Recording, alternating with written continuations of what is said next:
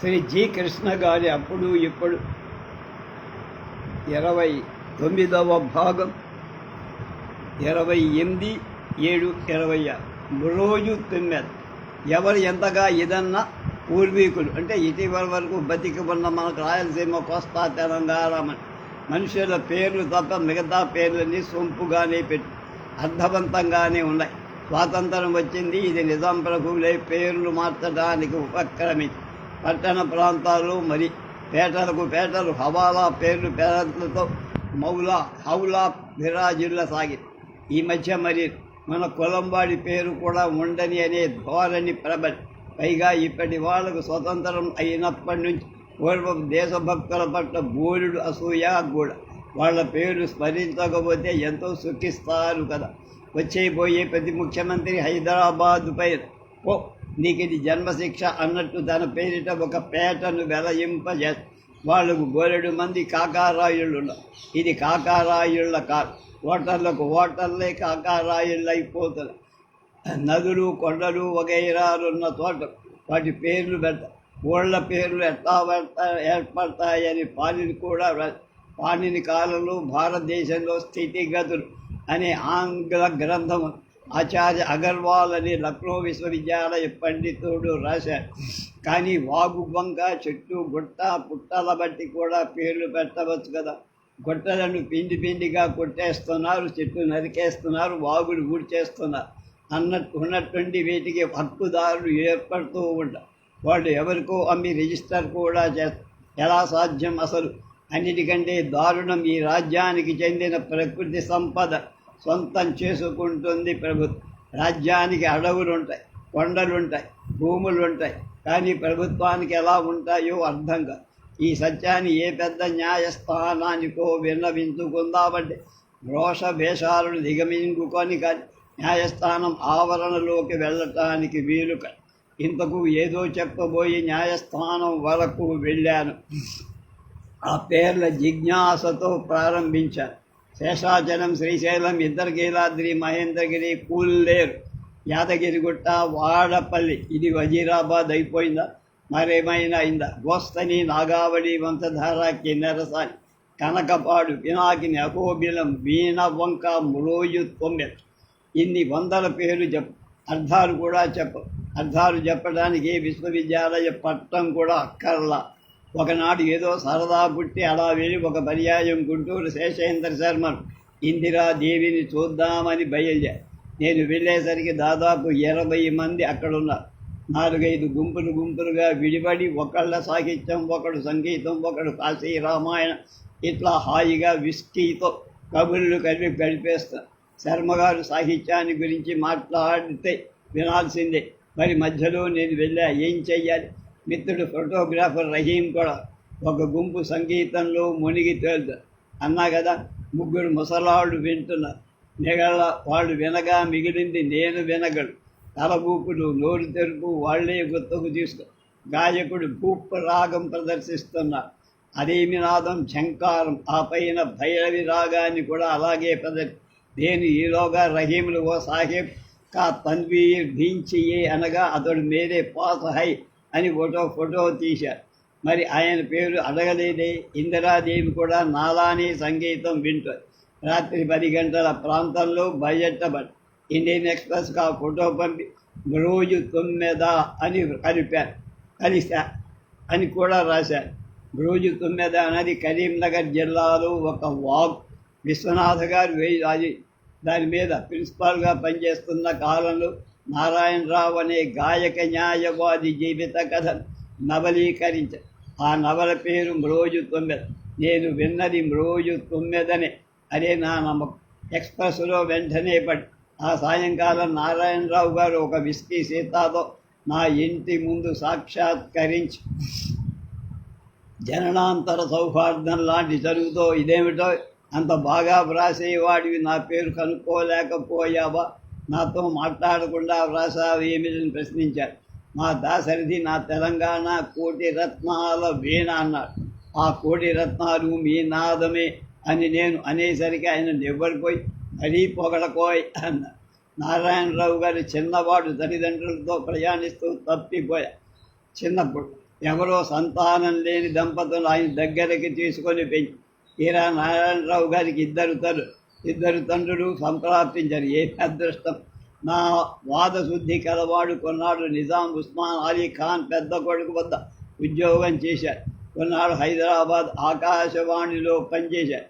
నిజాం కొడుకు వద్ద ఉద్యోగం కేవలం అవినీతిప్రదం, ఆకాశవాణి ఉద్యోగం అసూయాకారం. న్యాయవాదిగా ప్రాక్టీస్ చేసుకుంటూ కరీంనగర్లో గడుపుతున్నాడు. రోజు అమ్మ పూజ చేసుకొని అమ్మ సంతోషం కోసం పాడుకుంటాడు, కచేరీలు చేయడు. విశ్వనాథ సత్యనారాయణకు జ్ఞానపీఠ పురస్కారం వచ్చాడు. ఆయన కొంత డబ్బుతో తన స్వగ్రామమైన నందమూరులోని విశ్వేశ్వర స్వామి దేవాలయాన్ని బాగు చేయించారు. ఆ కుంభాభిషేకంలో నారాయణరావు గారు స్నేహపూర్వకంగా కచేరీ చేశారు. అంత సంగీత విద్వాంసుడే కచేరీ చెయ్యడట. త్యాగరాజు సోదరుడి మనుబడి సంతతితో వాడనుకుంటా అతడిని కలిశారు. ఎంత బాగా పాడి వినిపించాడు. కీరవాణి రాగం. కానీ వాళ్ళ అమ్మ కచేరీ చేయవద్దన్నది, సంకీర్తనం చాలన్నది. త్యాగరాజు కూడా సంకీర్తనమే చేశాడు కదా, కచేరీలు ఎక్కడా చెయ్యాల. నియమం ఎంత దివ్యమైందో కదా. ఈ లోకంలో సత్యం జరిగే కొట్ట ఏమిటి? ఎవరికి నియమం లేకుండా చేయడు. నారాయణరావు గారు న్యాయవాదిగా కూడా 1-2 కేసులు తప్ప ఎక్కువ తీసుకోడు. సంకీర్తన ఆసక్తికి అనే అభ్యంతరాలు సంతానానికి చక్కగా చదివి చెప్పించుకున్న విశేషం ఏమిటంటే ఆయన మాట విని వాడు చదువుకు. ఒకనాడు కేఎల్ రావు గారింట్లో తర్వాత మళ్ళా కలవ. మేమిద్దరం కేవలం పరిచయులం కావు, సాహిత్యం లేని స్నేహిత. విలేఖరిత్వంతో దేవుడు కూడా స్నేహితుడవుతా. 24/2/1996. రాజకీయాలంటే భయం. రాజకీయాల్లోకి భైరవీరాయుడు డబ్బు కక్కు దిగాడు. అధికారకాంక్షలు రావటం ఎక్కువ. అంతే. ఈ దేశంలో ప్రతి వాడికి రాజకీయం అంటే ఏమో అర్థమైపోయింది. ఈ మాత్రం పాడు పనిని నేను చెయ్యగలని ప్రతి రౌడీ, ప్రతి చవట ప్రవేశం చేసాక రాజకీయంలో మంచివాళ్ళు ఉంటారు, కానీ వాళ్ళ మాట అధిక సంఖ్యాకుడు సాగని.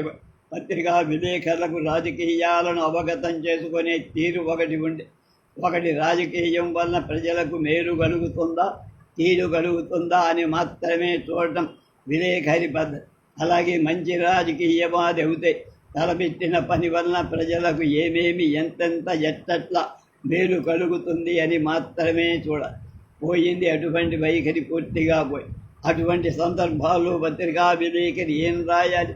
పత్రికల వాళ్లలో కూడా పైరవీరాయుడు పోగయ్య. విలేకరి ఏం రాసినా దాన్ని దిద్దే పెద్దలు పోగయ్య. పెట్టుబడిదారు సరే, నౌకరు కానీ కూడా ఇటువంటి ఆసక్తులు, ఆకాంక్షలు కలిగితే సాదా విలేకరి ఏం చెయ్యాలి? వాడు కూడా చేస్తారు, మార్గాంతరం. పైగా మా పత్రికా రచయితలే కొందరు నిజాయితీ గల ఉద్యోగం చేత కాని వాడు చిత్రించడం నాకు తెలుసు. నారాయణ అనే రెవెన్యూ ఉద్యోగి ఉండేవాడు. హైదరాబాద్ నగరంలో నగరపాలక సంస్థ ఉద్యోగులు కదా, ఇళ్ల స్థలాలు దానం చేయది. సరే, ప్రబలురైన ధనవంతులకు ప్రభుత్వమే దానం చేస్తూ ఉండి నారాయణ మాత్రం ఏ అన్యాయం సహించదు. అందువల్ల అతని తెగ బదిలీలు చేసేవాడు. ఎక్కడికి వెళ్ళినా అతడు అక్రమాలు బయటపెట్టే చర్యకు ఉపక్రమించేవాడు. సరిగా అదే సమయంలో అతనికి బదిలీ వచ్చి చివరి అతడిని ఒక మంత్రి గారికి పెంపుడు కార్యదర్శినిగా నియమించారు. ఆ పైన అతని ఉద్యోగ విరమణ. అటువంటి ఉద్యోగిని మా విలేకరులో కొందరు చాదస్తులను. విలేకరులో కొందరంటే ప్రజల ప్రబల విలేకరు. అందువల్ల నేను రాజకీయాల గురించి రాయడం ఒక క్రమంలో మానేశాను. రాజకీయం లేని వార్త ఏదైనా ఉంటుందా?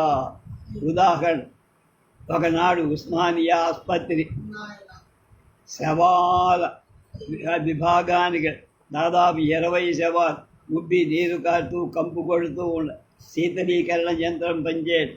దాదాపు 5-6 రోజుల నుండి పని చేయటం లేదని మరామత్తు చేయరా ఏమో. అయినాటికి అసలు ఏ కొట్లాటలోనో ప్రమాదంలోనో ఎవరైనా చేస్తే వాళ్ళని తెచ్చి ఇక్కడ పడతారు. వాళ్ళను వాళ్ళ బంధువులు ఎందుకు తీసుకువెళ్ళరు? శవాన్ని తీసుకువెళ్ళడం ఖర్చుతో కూడిన పని. పైగా ఈ శవం తమ బంధువులని ఎవరైనా చెప్పుకుంటే వాళ్ళని పోలీసు వాళ్ళు అందువల్ల దూరంగా ఉండి ఒక ఏడ్పు చేస్తే సరిపో. పైగా శవ పరీక్ష పేరు చెప్పి పోలీసులు చేసే ఆలస్యాలు చాలా ఉన్నాయి. ఒక మనిషి దారుణంగా దెబ్బతిని పడి ఉంటాడని వాడిని పోలీసులు వెంటనే చికిత్స కోసం తీసుకెళ్ళారు. మనిషి అట్లాగే బాధపడుతూ మరణి ఈలోగా ఎవళ్ళైనా మంచినీళ్ళు ఇచ్చినా సరే అది వైద్య న్యాయ అభియోగం కిందకు. మన దేశంలో చచ్చేవాడికి సహాయం చెయ్యటం నేరం, చచ్చిన వాడి బంధువులుగా ఉండటం నేరం.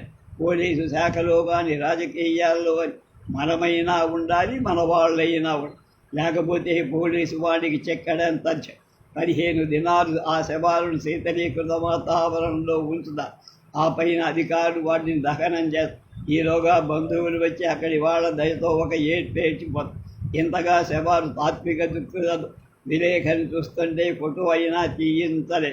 మామూలుగా మా ఫోటోగ్రాఫర్ శ్రీనివాసు నేను రమ్మంటే వచ్చేవాడు, కానీ ఆనాడు అతడు జాడ తెలియాల. అందువల్ల శవాల కథ వ్రాసేశాను.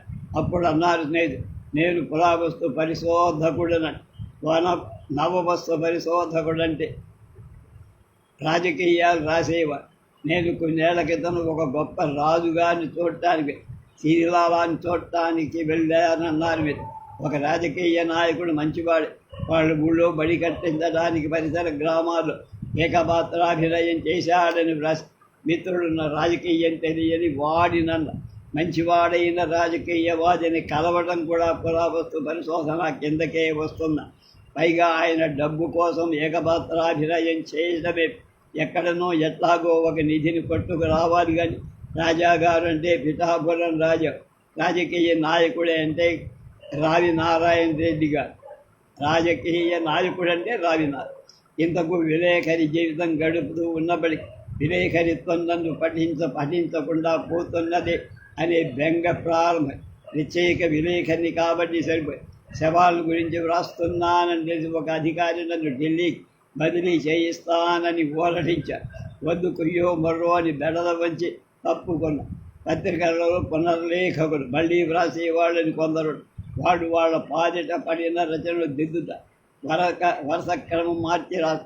వాళ్ళకు ఇష్టమైన ఏదో ఒక అంశం ప్రధానం అయ్యేట్టు మార్పు. ఇట్లా చాలా తిక్కమక్కల చర్యలు. కొన్ని తప్పనిసరి, కొన్ని మూల లేఖకుడిగా. నిజానికి పలువురు ఒక చక్కటి క్రమంలో వివిధ అంశాలను పేర్చుతూ వాటిని ఒక క్రమంలో తీర్చిదిద్దడం అవసరం. దిద్దే వాళ్ళ ముందు వచ్చే వ్రాతలని కేవలం చిత్తు వ్రాతలని అన్న మాట. అందువల్ల నేను నా వృత్తిలో చెందిన పరిభాషలోనే చిత్తు ప్రతిని అనుకున్నా. వలసిన చిత్తు అని కూడా స్మరించు. పెద్ద దిద్దవలసిన చిత్తు అని ప్రతి వాడికి దిద్దాలి. దాన్ని దిద్దేసేవాడు దొరికితే చాలు దిద్దేస్తా.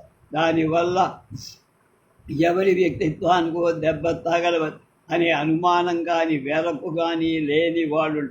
ఎవరైనా నన్ను పత్రికా రచనలో మార్పుల గురించి ప్రసంగించమని అడిగితే ఈ నిజాలు చెప్పాలి. ఉదాహరణలు చెప్తే ఎవరెవరినో నిందించాలి.